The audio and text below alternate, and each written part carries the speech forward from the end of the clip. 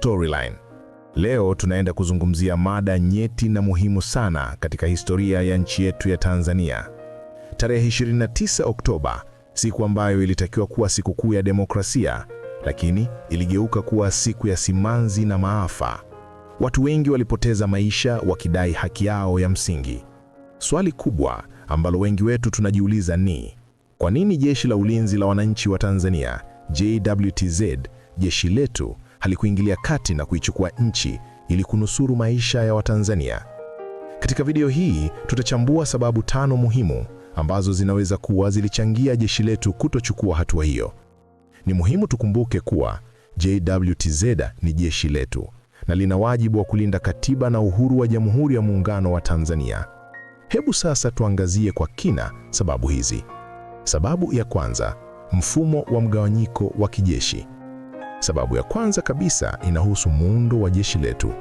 JWTZ lina mfumo wa mgawanyiko wa madaraka na vifaa ambao unafanya iwe vigumu sana kwa kikosi kimoja au kundi dogo kufanya mapinduzi. Mfumo huu ambao unasemekana kuasisiwa na baba wa taifa, Mwalimu Julius Kambarage Nyerere, uliwekwa kwa lengo la kulinda utawala wa kiraia na kuhakikisha kuwa hakuna kundi moja lenye nguvu kamili. JWTZ limegawanyika katika kamandi kuu kadhaa, ikiwemo kamandi ya jeshi la nchi kavu, kamandi ya jeshi la wanamaji na kamandi ya jeshi la anga. Kila kamandi ina majukumu yake maalum na inaongozwa na viongozi wake. Kwa mfano, kikosi kilichopo Dar es Salaam kinaweza kuwa na vifaru, lakini kikosi cha Arusha kikabobea kwenye silaha za miguo. Hii inamaanisha kwamba hakuna kambi moja ya jeshi iliyokamilika kwa kila aina ya zana za kivita. Ili kufanikisha mapinduzi, kunahitajika uratibu wa hali ya juu kati ya kamandi na vikosi mbalimbali, jambo ambalo ni gumu sana kufanyika kwa siri. Mawasiliano na uratibu wa aina hii ungegundulika kwa haraka na kuzimwa kabla hata ya kuanza. Mfumo huu wa mgawanyiko unafanya jeshi letu kuwa imara katika kulinda nchi dhidi ya maadui wa nje, lakini pia unafanya kuwa vigumu kutumika kwa malengo ya ndani kama mapinduzi. Unaweza kuamini kwamba pesa yako inaweza kukua na kukufanyia kazi wakati wewe ukiendelea na shughuli zako za kila siku? Sasa, sababu ya pili, kuzimwa kwa mtandao wa internet. Katika zama hizi za kidijitali, mawasiliano ni kila kitu. Sababu ya pili ambayo inaweza kuwa ilichangia jeshi kutochukua hatua ni kuzimwa kwa mtandao wa internet nchini. Tetesi za kuzimwa kwa mitandao ya kijamii zilianza kusambaa hata kabla ya siku ya uchaguzi. Na kweli, ilipofika siku ya uchaguzi, huduma za internet zilitatizwa kwa kiasi kikubwa. Kuzimwa kwa mtandao kulikuwa na athari kubwa. Kwanza, kulizuia mtiririko wa habari kuhusu matukio yaliyokuwa yakiendelea, ikiwemo maandamano na, bahati mbaya, mauaji ya raia. Bila picha na video za kuaminika kusambaa kwa haraka, ilikuwa vigumu kwa jamii nzima na hata kwa baadhi ya wanajeshi kupata picha kamili ya ukubwa wa tatizo. Mawasiliano ya haraka na ya kuaminika ni muhimu katika kufanya maamuzi ya dharura. Pili, kuzimwa kwa mtandao kulitatiza pia mawasiliano miongoni mwa wanajeshi wenyewe, hasa wale ambao wangeweza kuwa na mawazo ya kuchukua hatua. Katika dunia ya sasa, hata operations za kijeshi zinategemea kwa kiasi kifulani mifumo ya kisasa ya mawasiliano.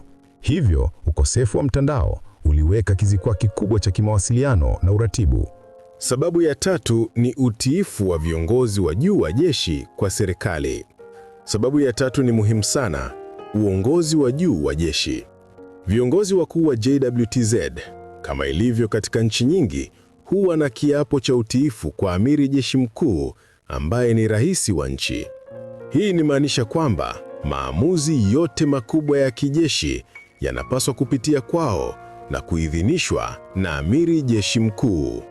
Katika mazingira ya Tanzania, viongozi wa juu wa jeshi wamekuwa wakionyesha utiifu mkubwa kwa serikali iliyopo madarakani.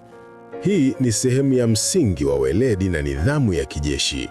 Kwa hiyo hata kama kulikuwa na wanajeshi wa vyeo vya chini waliokuwa na hasira na kusikitishwa na matukio ya tarehe 29 Oktoba, ingekuwa vigumu sana kwao kuchukua hatua bila baraka za viongozi wao wakuu.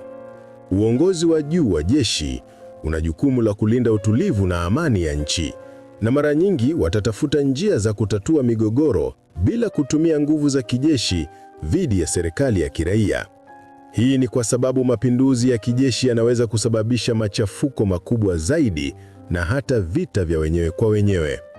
Sababu ya 4, uwepo wa vyombo vingine vya ulinzi na usalama nchini kama vile jeshi la polisi na idara ya usalama wa taifa. Vyombo hivi vina majukumu tofauti na JWTZ. Wakati JWTZ ina jukumu kuu la kulinda mipaka na uhuru wa nchi, jeshi la polisi na usalama wa taifa vinahusika zaidi na usalama wa ndani na utekelezaji wa sheria. Kihistoria, vyombo hivi vimekuwa vikiunga mkono serikali iliyopo madarakani. Katika matukio ya maandamano ya tarehe 29 Oktoba, tuliona jinsi jeshi la polisi lilivyokuwa mstari wa mbele kuzuia wananchi kuandamana. Mapambano yoyote ya ndani yangehusisha mgongano kati ya JWTZ na vyombo hivi vingine. Hali kama hii ingeweza kusababisha umwagaji damu mkubwa na kuigawa nchi vipande vipande. Sisi wananchi tunalipenda sana jeshi letu JWTZ kwa sababu tunaamini lipo kwa ajili ya kutulinda. Tunaona tofauti kubwa kati ya jeshi letu na vyombo vingine vya usalama. Lakini ni muhimu kuelewa kuwa JWTZ inafanya kazi kwa weledi na inajaribu kuepuka migongano na vyombo vingine vya ulinzi na usalama, jambo ambalo lingeweza kuhatarisha amani ya nchi. Sababu ya 5 ni tamko la Captain Tesha. Mwisho kabisa, tunakuja kwenye sababu ya 5 ambayo ni tamko la Captain John Charles Tesha. Kabla ya uchaguzi, Captain Tesha alitoa tamko kupitia mitandao ya kijamii akihimiza jeshi kuingilia kati na kuichukua nchi. Tamko hili, ingawa lilionyesha hisia za baadhi ya watu, lilisababisha serikali na vyombo vya usalama kuwa katika hali ya tahadhari kubwa. Baada ya tamko hilo, JWTZ yenyewe ilitoa kauli ya kuonya dhidi ya majaribio ya kuliingiza jeshi katika siasa. Inawezekana kabisa kwamba tamko la Captain Tesha lilisababisha serikali kuwachukulia hatua za kiusalama wanajeshi wote waliokuwa wakitiliwa